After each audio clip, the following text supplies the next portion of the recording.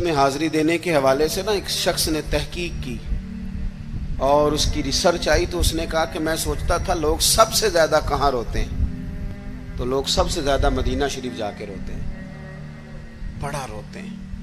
بڑی امید ہے سرکار قدموں میں بلائیں گے، کرم کی جب نظر ہوگی مدینے ہم بھی جائیں گے، اور اگر جانا مدینے میں ہوا ہم غم کے ماروں کا تو مکینے گنبد خضرا کو حال دل سنائیں۔ وہاں جا کے لوگ روتے ہیں، تڑپتے ہیں۔ اب آپ شک پیدا کر دیں کہ پتہ نہیں حضور حیات ہیں معاذ اللہ کہ نہیں، تو اعلیٰ حضرت نے 2 قسمیں اٹھا کے کہا تو زندہ ہے واللہ، تو زندہ ہے واللہ، بس میری چشم عالم سے چھپ جانے والے تو زندہ ہے معبود، اور اس پر دلائل دیے۔ تو میرے عزیز انہوں نے ہمارے عقیدے پکے کیے۔ پھر بھی اگر کوئی کچی پکی باتیں کرے، سویرے کچھ کہے، دوپہر کچھ کہے، شام کچھ کہے، تو وہ بندہ کمزور پڑا ہے، ورنہ ہماری فکری کی عادت نے ہمیں دلائل سے، کتب سے، حوالہ جات سے مزین کیا۔ تیسری بات، اعلیٰ حضرت بریلوی کہتے ہیں علم کا شوق پیدا کرو۔ اعلیٰ حضرت خود مرید ہیں ایک سلسلے میں، اور مرید اس طرح کے کہ غلامی والے مرید ہیں۔ آج کل زیادہ تر لوگ مرید نہیں ہوتے،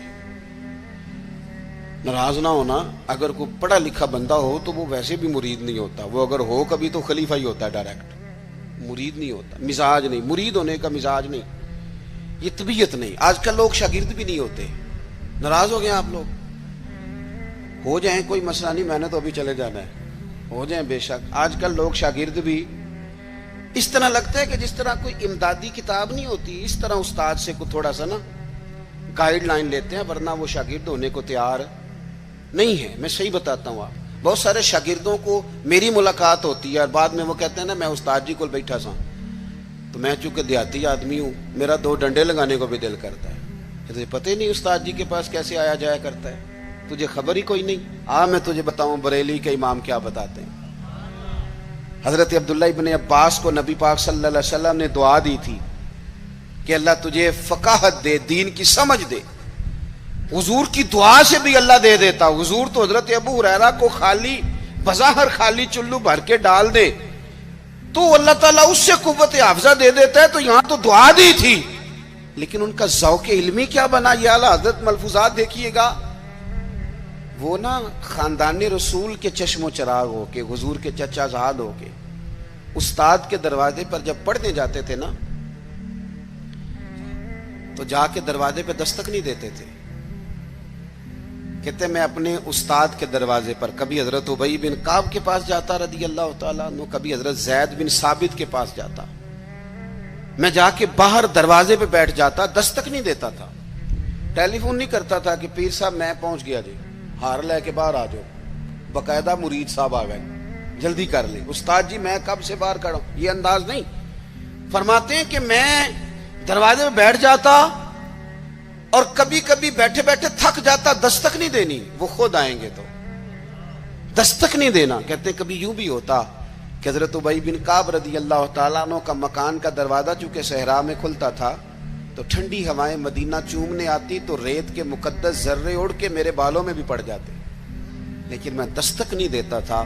استاذ مردی سے باہر آتے تھے اور جب وہ آ جاتے تو پھر میں جھولی پھیلا کے کہتا میں آپ سے رسول پاک کی حدیثیں سننے آیا۔ اعلیٰ حضرت فرماتے ایک دن گھوڑے پہ بیٹھ کے حضرت زید بن ثابت آ رہے تھے تو ضرورت کوئی نہیں تھی کیونکہ انہوں نے لگام تھامی ہے، گھوڑا چل رہا ہے، لیکن یہ بتانے کے لیے کہ میں شاگرد ہوں، یہ بتانے۔ میں کبھی اتنا مصروف نہیں تھا زندگی میں جب آج کل اتنا مصروف ہوا ہوں۔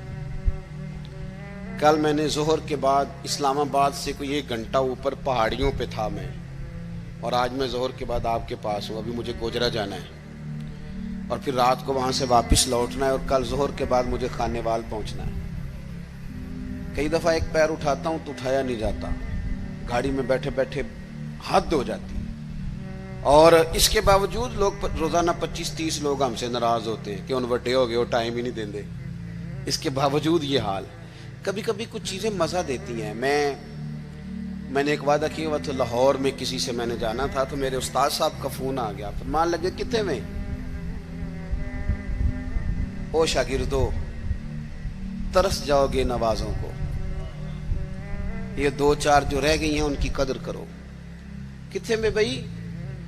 मैं अर्ज की हुजूर मैं घर हाँ। फरमान लगे परसों पिंडी जाना ही। तो मैंने चूंकि लाहौर वादा किया हुआ था, मैं क्या हुजूर मैं जरा उते की काम में परसों पिंडी की मसरूफियत है। तो मेरे उस्ताद हैं और ये बात उन्होंने की तो मेरा कद बड़ा हुआ।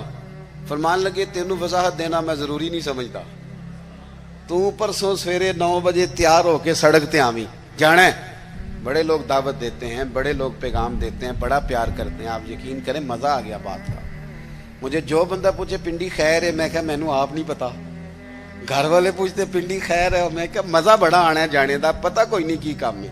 उन्होंने कहा परसों कभी मजा भी तो लो ना, कभी जायका भी तो लो ना। हमारे एक बुजुर्ग हैं, उनकी उम्र 65-70 साल है, उनकी वालदा इंतकाल कर गई, मेरे पास जुमा पढ़ते हैं। तो मैं उनके घर ताज़ियत के लिए गया तो उनके बच्चे कहने लगे कि हमारी दादी की उम्र 100 साल से ज़्यादा थी पर अब्बा चौप ही नहीं करते, हर वक्त रोते हैं, इनको कहें कि हौसला करें।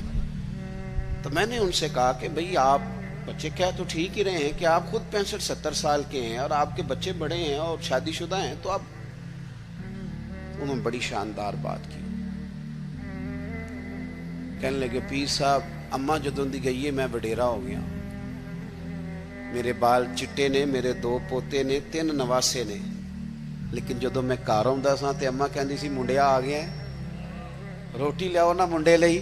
फरमाते यूं लगता था नहीं बाल सफेद हुए हैं पर मैं हूं अभी जवान। जब तक आपका को बड़ा रहता है आप ताकतवर रहते हैं। खुद ब खुद अपने आप को बड़ा करने की कोशिश ना करें, किसी को बड़ा माने, ताकतवर रहेंगे, जान रहेगी, आपकी पुश्त पे कोई खड़ा रहेगा। और अगर निकल जाओगे छतड़ी से तो तलबाए किराम याद रखना कमजोर पड़ जाओगे। अगर पुश्त पे कोई होता है तो बंदा ताकतवर होता है। जरूरत नहीं थी हजरत ज़ैद बिन साबित रदी अल्लाह तआला अन्हु के घोड़े की लगाम थामने की, पर आला हजरत फरमाते हैं कि आगे दौड़ के, हजरत अब्दुल्ला इब्ने अब्बास ने देखा ना मेरे उस्ताद आगे, दौड़ के जाके घोड़े की लगाम पकड़ी। तो हजरत ज़ैद बिन साबित कहने लगे हो मेरे नबी करीम अलैहिस्सलाम के चचा के बेटे, ये आप क्या कर रहे हैं? तो कहने लगे हमें बताया गया है, लफ्ज देखना मलफूजात शरीफ में आला हजरत ने लिखे, हमें बताया गया है कि उलमा का एहतराम करना। जब उन्होंने ये कहा तो हजरत ज़ैद बिन साबित घोड़े से नीचे उतर आए और नीचे उतर के हजरत अब्दुल्ला इब्ने अब्बास उनके शागिर्द थे, उनके हाथ चूम लिए। उन्होंने कहा जनाब आप ये क्या कर रहे हैं? फरमाने लगे हमें भी बताया गया है कि खानदान रसूल का एहतराम करना है, हमें भी ये सबक दिया गया।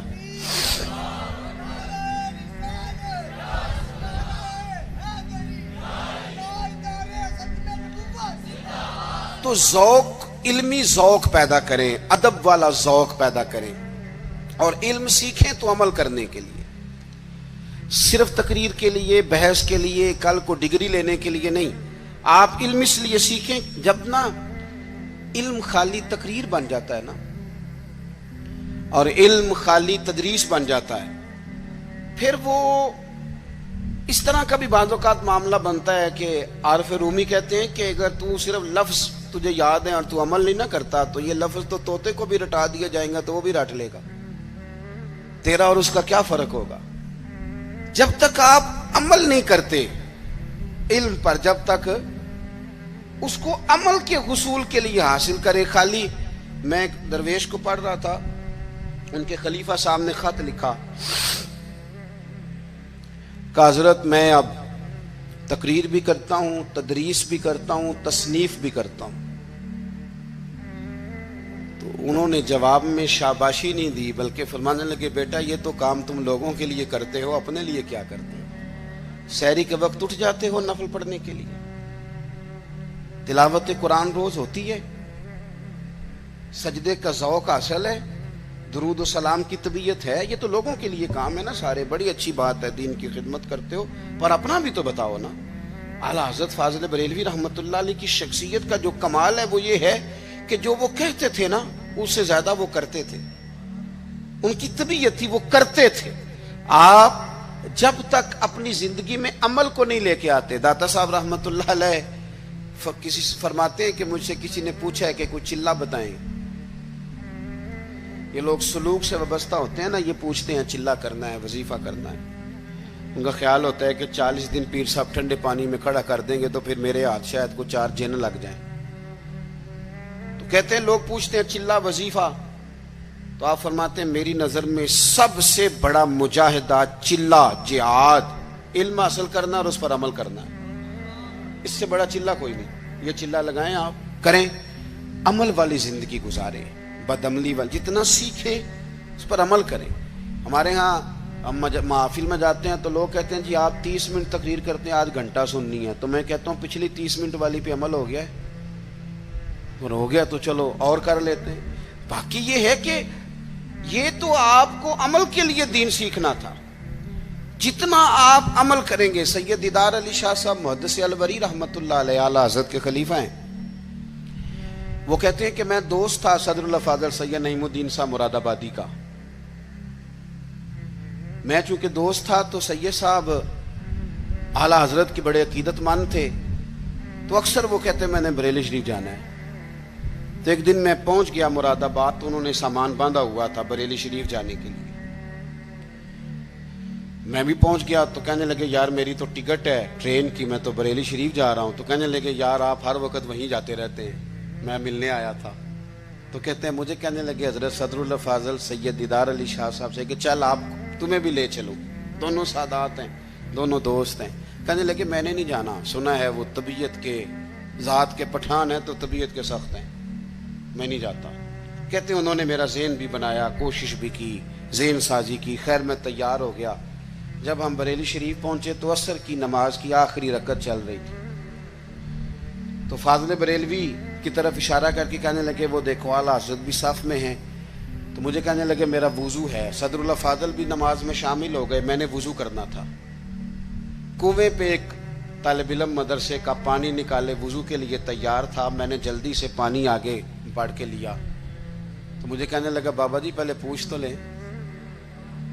تو میں نے کہا شاید کسی طالب علم کی ڈیوٹی ہے، کیونکہ آپ کو پتہ ہے اللہ خیر کرے کچھ لوگوں نے مدرسے بنائے ہی اس لیے ہیں کہ طالب علم نوکری کریں گے۔ اللہ اکبر، اتنا کام کرایا جاتا ہے معاذ اللہ۔ اگر ان سے کہا جائے کہ آپ کا شہزادہ نور بھی باہر نکلے، میں نے تو اب دوستوں سے کہا تقوی کا معیار بھی بدل دو۔ پہلے کہتے تھے نا جی ہم نے کبھی مدرسے کی روٹی نہیں کھائی، میرے خیال میں تقوی یہ ہے کہ کھایا ہی مدرسے کی کرو، پتہ چلے بچے بیچارے کیا کھاتے ہیں، یہی کھاؤ تاکہ تمہیں سمجھ آئے۔ آپ یہ اپنے مزاج بدل کے دیکھیں کہ یہ اگر تو آپ اور آپ کے بچے بھی کھا سکتے ہیں تو ٹھیک ہے، پھر یہ کون سا معیار ہے بھائی؟ آپ کہتے ہیں میں نے کبھی کھائی نہیں، وہ کھانے والی ہے ہی نہیں، وہ آپ کے کھانے والی ہوتی تو ضرور کھاتے، الا ماشاءاللہ آمدام برسر مطلب۔ فرماتے ہیں طالب علم سے کہا پانی، تو کہنے لگا جی نہیں میں، آپ نے پوچھا ہی نہیں، تو میں نے کہا چلو اجازت دے دو۔ تو کہنے لگے حضرت صاحب میں نابالغ ہوں، اپنی مرضی سے بھی اپنی چیز کسی کو نہیں دے سکتا۔ کہتے ہیں مجھ پہ چوٹ لگی، میں نے کہا یہاں علم نہیں پڑھایا جاتا، علم کا فیض بھی دیا جاتا ہے۔ یہ انداز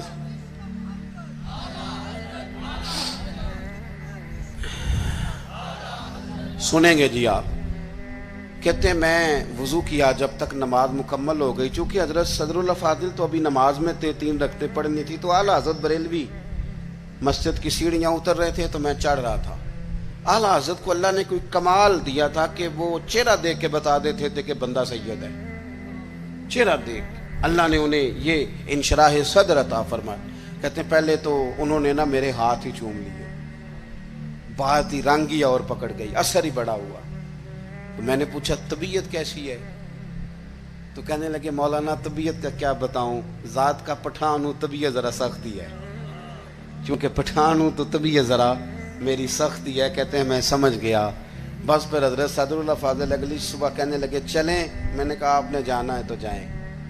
میں جب تک دور تھا بات اور تھی، اب تو حضور میں ہوں، اب تو بات اور ہے۔ تو میرے بھائی علم کا فیضان ہو، اس پر عمل ہو۔ آخری بات جو آپ کی خدمت میں عرض کرنی ہے بڑے درد کے ساتھ، وہ یہ ہے کہ ہمارے جتنے بزرگ تھے نا، صوفیاء تھے، اللہ والے تھے، ان کے دلوں میں نا دوسروں کے لیے بڑا درد رہتا تھا۔ ہماری طبیعتوں میں نا خود غرضی پورے عروج پہ آئی ہے۔ دوسروں کے بارے میں ان کی طبیعتیں، جتنے بھی کام کرتے تھے امت کی ملت کی خیر خواہی کے لیے کرتے تھے۔ ہم الا ماشاءاللہ جو قدم اٹھاتے ہیں تو وہ اپنا نفع نقصان دیکھ کے اٹھاتے ہیں۔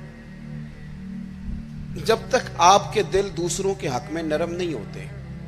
غریب آدمی جو ہوتا ہے نا یہ سیانا نہیں ہوتا. غربت نے میرے بچوں کو تہذیب سکھا دی. اب سہمے ہوئے رہتے ہیں, شرارت نہیں کرتے. غریب سیانا نہیں ہوتا. کیوں؟ کہ مہنگا موبائل نہ ہو تو چلانا بھی نہیں آتا, تو بندہ کیسے سیانا ہوگا؟